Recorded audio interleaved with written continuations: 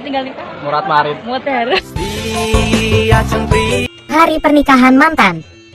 Dipublikasikan oleh Belajar Bersama Bisa. Baca kumpulan cerpen mantan terbakar. Sebuah cerita kehidupan yang menguras emosi. Adakah diangkat dari kisah nyata? Rama dan Sinta berkipas saling menatap aneh di bawah dua nama sang maha cinta dan kekasihnya menjadi pewayangan lambang cinta terbingkai persegi 4 warna gelap. Segelap masa lalumu. Terpampang jelas dua nama menjadi penanda awal kehidupan baru dalam mengarungi bahtera rumah tangga. Akhirnya kau menemukan laki-laki yang sama tidak berharganya seperti dirimu. Sebuah kisah yang ditulis dari tetesan air mata berbasuh lara di mana orang-orang menyebutnya hari pernikahan mantan.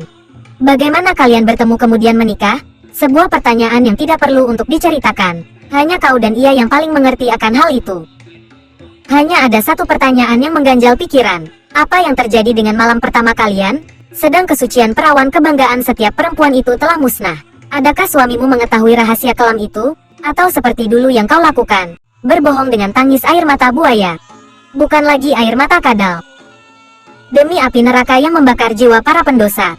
Kisah kelam itu semua berawal 6 tahun yang lalu. Di tanah rantau orang, kau dan ia bertemu pada suatu senja. Saling bercerita hingga akhirnya menjalin cinta. Tanggal 20 Juni tahun 2013. Tepat saat langit cerah berhias awan keemasan menjulang indah, kau kenakan baju feminim untuk pertama kalinya. Elk Square navy kemeja hem lengan 3/4. Bercorak kotak-kotak warna hitam putih dengan celana pendek berwarna putih yang bersaing dengan warna putih kulit pahamu. Ada yang salah ya, Kak? Laki-laki itu tercenung mematung memandangmu tidak berkedip sedikit pun. Secepat kilat jari lentikmu mencubit lengannya. Sakit tahu, gak? Ia meronta mencebik menahan cubitan manjamu. Kak, arahnya belin. Ya udah gue turun lagi. Sebelum kau putar balik badan, ia segera menangkap lenganmu. Dalam hati mungkin kau berkata, yes berhasil. Ega, lu cantik banget hari ini. Ara perlahan berjalan mendekat menatapmu tajam. Anehnya seolah-olah udara dingin membeku membuatmu menggigil walaupun senja itu masih panas. Bibir tipis mungil semanis stroberimu tidak mampu bergerak apalagi berucap. Bisu, lidah keluh waktu seakan berhenti berputar. Seperti serutan sekam rambutmu yang jatuh oleh hempasan angin menutupi pipi. Segera jemari Ara yang gagah menyusun.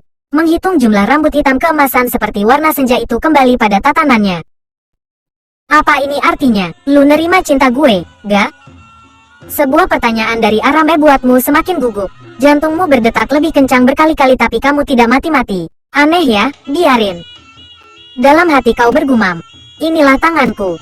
Genggamlah yang erat lagi kuat. Inilah tubuhku. Peluklah dengan lenganmu yang penuh kasih dan jangan lepaskan. Inilah bibir mungilku. Ciumlah dengan ciuman yang dalam, panjang dan senyap. Enggak. Baiklah, asal lu udah tahu gue cinta sama lu. Itu udah cukup. Cukup apa?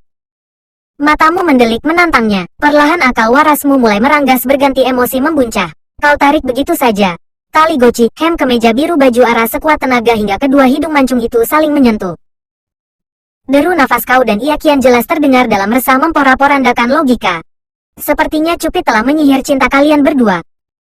Gak salah, itu yang ingin gue bilang. Belum sempat si mungil tipis strawberry menyelesaikan kata-katanya segera mendarat serangan dahsyat yang begitu panjang, dalam dan senyap. Sepertinya iblis pun mulai berdatangan seiring bergantinya senja menjadi malam. Sesuatu yang seharusnya tidak terjadi telah terjadi. Kau persembahkan mahkota suci untuk melelehkan hatinya. Arak pun bertekuk lutut dalam pelukanmu. Hari-hari laksana mimpi dalam panggung sandiwara. Bahagia, sedih silih berganti kalian lalui bersama. Berbagi segala hal. Mulai dari ujung kaki hingga ujung rambut pun sudah tidak asing buat kau dan dia. Seperti biasa wanita pada umumnya. Seolah tanpa dosa terkadang kau juga ikut bercerita di dunia maya dengan memberikan komentar seolah paling suci.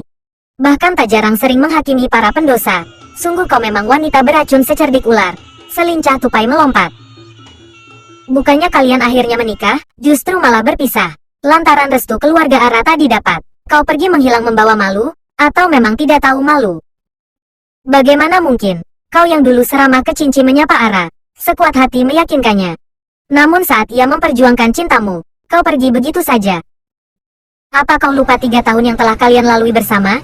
Melewati cadas beringas berbagi cerita. Apa kau lupa suara desamu di sudut ranjang itu? Atau cebik manjamu dalam kamar mandi? Entahlah.